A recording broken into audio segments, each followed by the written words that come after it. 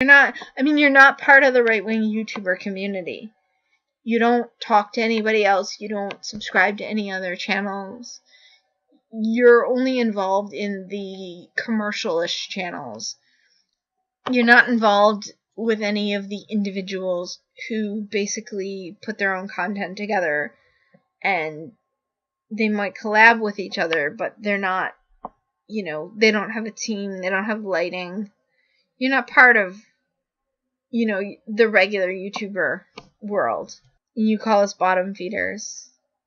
You repeatedly called us bottom feeders and saying that we're smearing you. You said a podcast of people in their basement.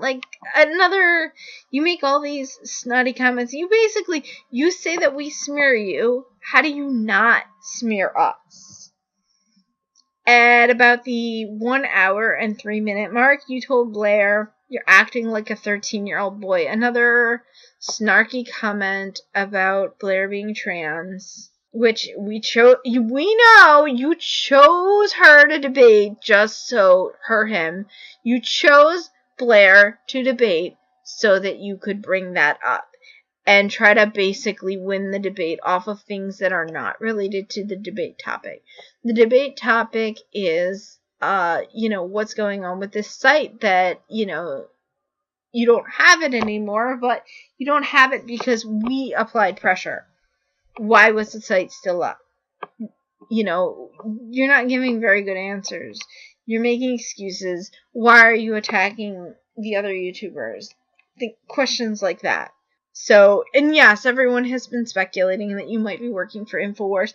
You've only made comments on their show about that. Oh, you should hire me, and, you need to hire more women, and, Alex Jones saying, oh, yeah, we should hire you, and so, of course, people are going to say, and you've been on the show so much, so of course people are going to speculate that, you're getting a job with them.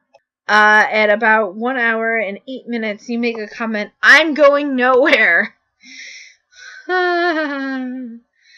It's kind of interesting because you kind of are going nowhere.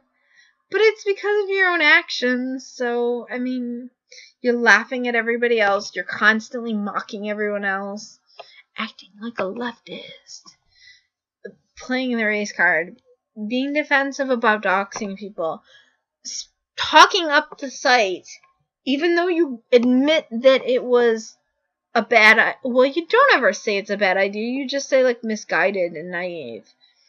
But it was a horrible idea, and you don't really embrace that. And in fact, you continue to try to make excuses for it and talk up the site and talk up the concept.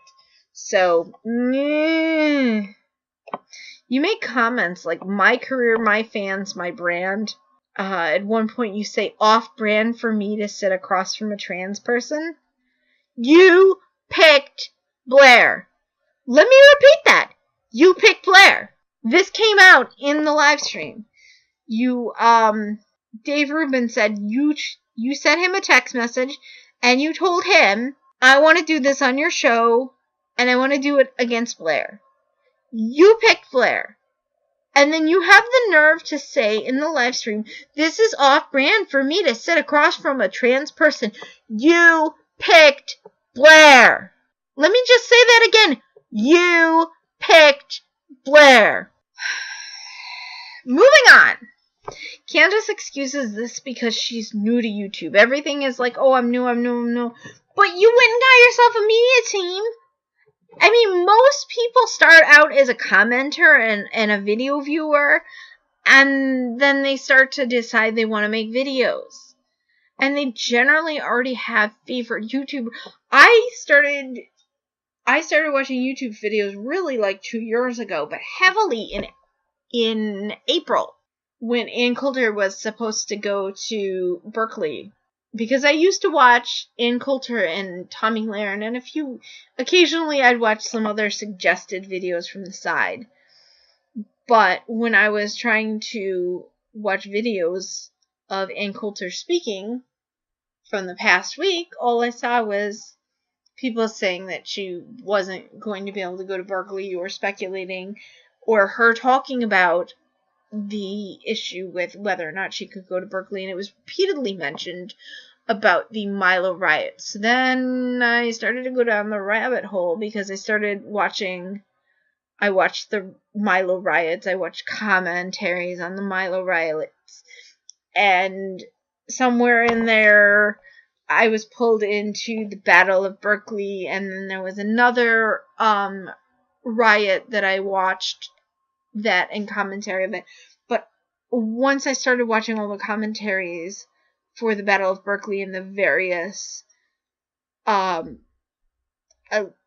I mean, it was already past at this point when I started watching these videos, but the live streams were still up, and I watched a few of them from start to finish, as well as several commentaries. Especially there was a lot of commentary surrounding what's her name? The girl with the dreads. Moldy Locks. So there was a lot of comments about Moldy Locks, and I watched a lot of videos about Moldy Locks. And then from there, I started subscribing to YouTubers that had covered that stuff.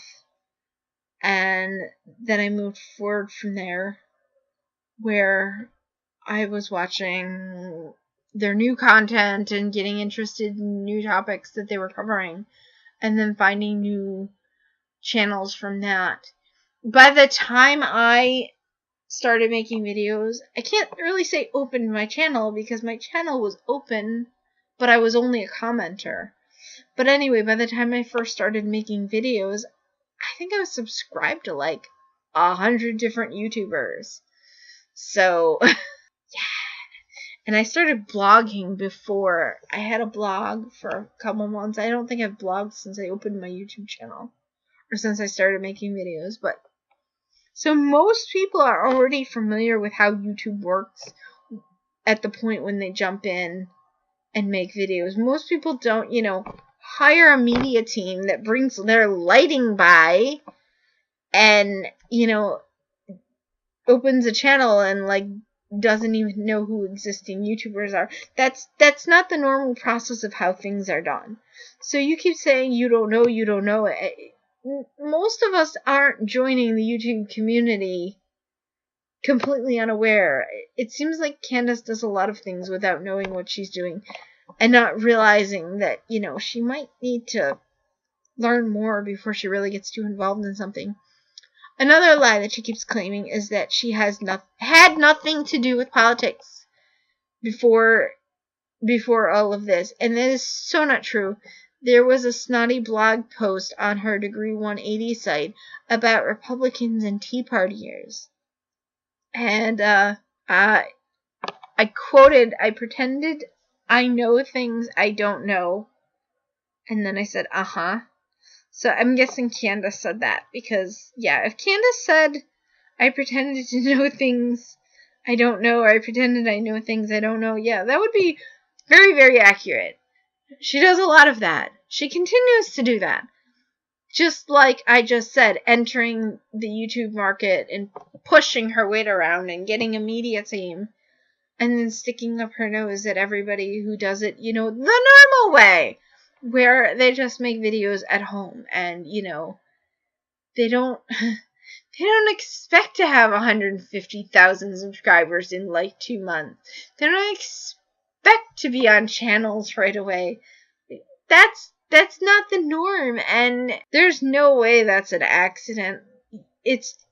No, it's not an accident. You designed this. You got a media team. Nobody else has lighting brought by. I mean, how did you have lighting before you were getting famous-ish? No. I don't buy it. You got a media team before you even started YouTubing.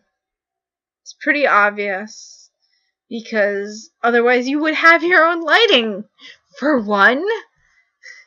There's a big reason why we know that. You would have your own lighting. Anyway, so that is my summary of my commentary on the whole live stream.